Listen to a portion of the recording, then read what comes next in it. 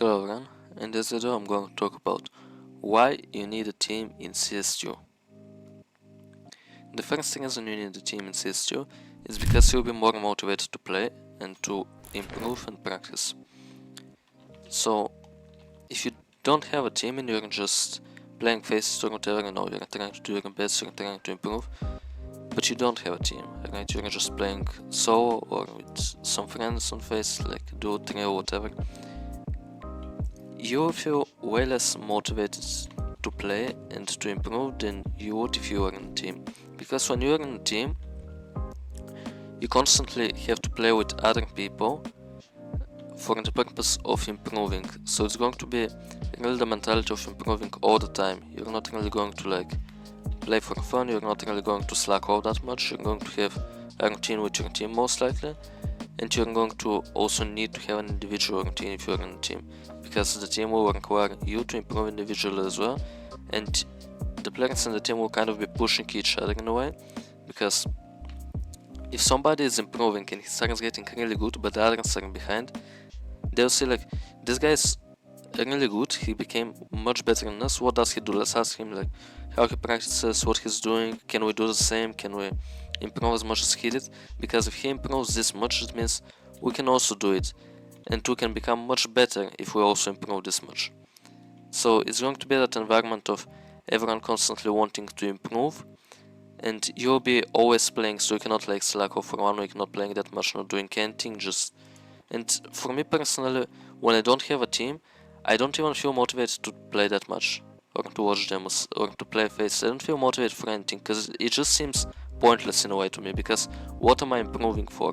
I need a team right now to see where I'm at, what I'm doing. I want to play against different teams, I want to scrim, I want to get into tournaments and things like this. I don't want to just be playing face it for nothing, in a way. But if you want to increase your face level to find a better team, then that's okay. But I don't know if you feel motivated enough for that. The second reason is that you improve more and you improve faster.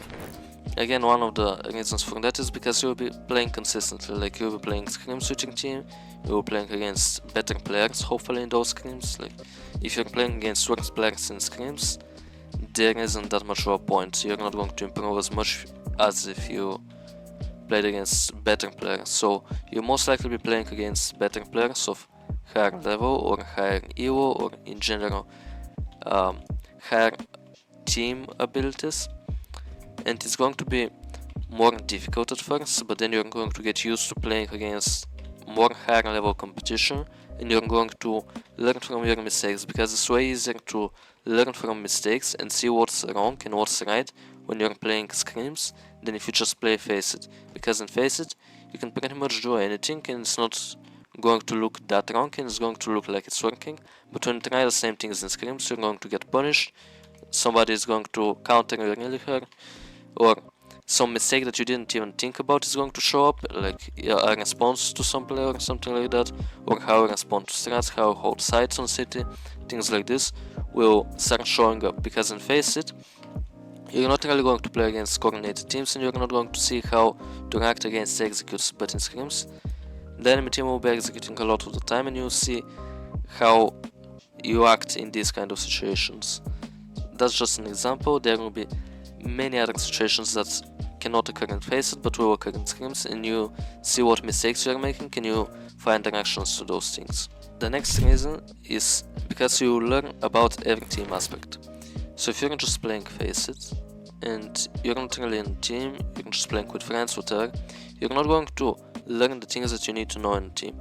So you're not going to learn the things about communication, because you're not going to have any communication rules, any keywords. You're not going to learn as many things about that. You're not going to learn about strats, so you're not going to learn how a strat works. You're not going to learn how to memorize a strat. You're not going to learn anything in that aspect. You're not going to learn any execute. You're not going to learn how to make strats and how to find the logic in strats, how to build strats. You're not going to learn about how to scrim correctly, how to practice correctly. There won't be other people from which you can learn that much about individual practice. Of course, you can watch YouTube videos, but you cannot ask questions on YouTube videos. You can ask in the comments, but not everyone is going to respond and not everyone has time for every viewer. So you need people sometimes that are around your level or a bit better than you, that you can ask questions and they can respond to you in the real time, so you can learn from that. So you also learn from that. You learn how to work with teammates, how to get help from teammates, how to give help to different teammates. It's going to be in general really helpful, and it's going to make you improve way more and faster because of these reasons. The next reason is that you'll get tournament and team experience.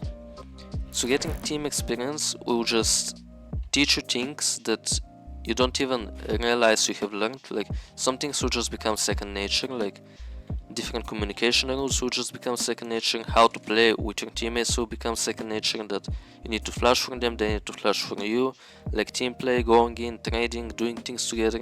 These things will become kind of like normal to you, and you will not even think about them and you will do them.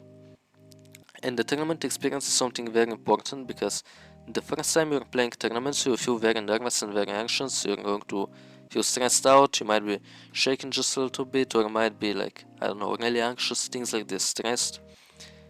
And the more tournaments you play, the less you start to feel this. So let's say you play whatever, some tournament with 10 euro entry fee. Okay, your team paid 10 euro, let's say. You paid 2, everyone paid 2. Okay, and you play the tournament. If that's your first tournament, you're going to feel stressed, because you paid money to enter this tournament, there's a prize pool, maybe you can win like 100 euro for the team or whatever. You're gonna get money, it's gonna be great if you win, but can you win? Can you win this game? You have to get out of the group stage, you have to make the playoffs, and then the playoffs, if you lose one best of 3, you're out. You're going to feel stressed out and overwhelmed in a way, but when you play 5 of these tournaments, then you're not going to feel any pressure. You're gonna go in and you're just gonna do your best, and you're gonna feel full relaxed. You're gonna feel like, okay, I've been here, I've been in the playoffs, I know how to play the game, I know how to play in tournaments, I've played here before, I know what to do, I know why we lost in the previous tournaments, I know why we won some games, and now we're going to just do well and we're going to win the tournament. You're going to have the mentality that now you're more experienced than the other players, so yeah, you know already what it is about, and you know that they'll feel nervous, and you're not feeling nervous because you have already been here and you've already been playing in this tournament. So once you go through it the first time, it's going to be a huge difference on the second time. But when you go through it like 5 times, on the 6th time, you're not going to feel any pressure. You're going to be fully relaxed, you're going to be playing at your best, you're going to be in the zone, you're going to be winning games. And experience in tournaments will help you in future as well, when you're playing bigger tournaments, more important tournaments. And in general, it's going to help you be less stressed out when you're playing, and it's going to help you do your best more often in games. The last reason is that it's a direct path to becoming a pro. So if your goal is becoming a pro, there are no reasons to not try and play in teams at least. If you at least try, then you're going to see what it is actually like to be in a team. Because let's say you want to go pro but you're only playing faces, like okay, you want to go pro but you have no idea what it's like to be in a team. You are only playing faces, like you don't know anything about a team environment. Yeah, sure, you're really good individually, you can shoot very well, you know how to play the game, okay, but you know how to play the game in faces, you haven't played scrims against teams, you haven't been in a team. It's very different when you actually get the team experience and you see what a team is like, because some things you're going to like and other things you're not going to like. Maybe you don't like memorizing strats, well then you're probably not built for this, and either you need to learn or you need to get over it in some way if you want to become a professional really. And if you don't like to learn, if you don't want to learn the strats, if you don't want to memorize these things, well, your chances of being a professional are very low, because remembering strats is something essential. Like you cannot have all of the strats written down for you next to you all the time. Like sometimes your agile is going to call a strat, you cannot go and read it after he calls it. Like there are 5 seconds of the freeze time. How are you going to read it? How are you going to read it and then do the thing perfectly? You have to be focused during the practice. This is another thing that might make you not want to be in a team. The practice, like theory. You just go in and you listen to the agile for 1 hour, full focus, and you're going to do the strats that he's talking about. After that, you're going to try on them and then you're going to use them in scrims. this can be overwhelming to some players. This maybe it's something that you don't enjoy, like going in there and just listening for 1 hour to theory and then doing the things like you don't remember them, or you don't like to do that, it's boring to you, whatever.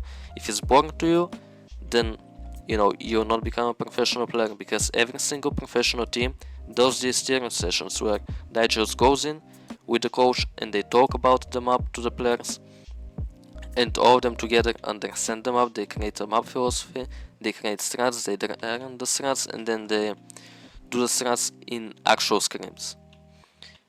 So it's a path to becoming a pro, and you're also going to learn what it's like to be in a team. And a path to becoming a pro because you learn, and because it is literally that when you play, let's say, ESEA League, or you play some open qualifiers and you qualify to some tournament like tier 2 tournament or whatever, or you're playing ESEA and then you advance in the ranks, you have open, intermediate, then main, then advanced, ESO challenging, whatever. You just play these leagues and you're improving and you go up the divisions, and it's literally a path to becoming a pro, because at some point you might get noticed by some organization, or you might start going to some LANs, getting invited here and there at some whatever tier 3 cups or whatever, some LANs maybe. You're going to get invited to these type of things, and if you play some leagues, like let's say you're from Germany and you have a German team, you play ESL Meisterschaft, you might get invited to some German tournaments, you might get invited to some ESL challenging leagues, whatever, on LAN. You might get invited, or not invited, but you might qualify for IM Cologne play-ins. There are a lot of ways to go pro if you have a team. Like, there are so many different leagues, so many open qualifiers you can play, and that's going to help you become a professional more easily. Of course, if you play Faceit, you can get into FPL and whatever, but for me, in my opinion, it's way better if you go pro with a team, because you already know how a team works, you already know how to be in a team, you already know the mindset, the motivation, the goals, everything, and it's going to be way easier for you to get into a bigger team and already know how to do the things, so it's going to be way easier for the players to work with you, and you're from the start going to be better than you otherwise would have been. So if you enjoyed the video, if you learned something new, you can leave a like and you can subscribe to my channel to not miss out on any upcoming content. Thank you for watching.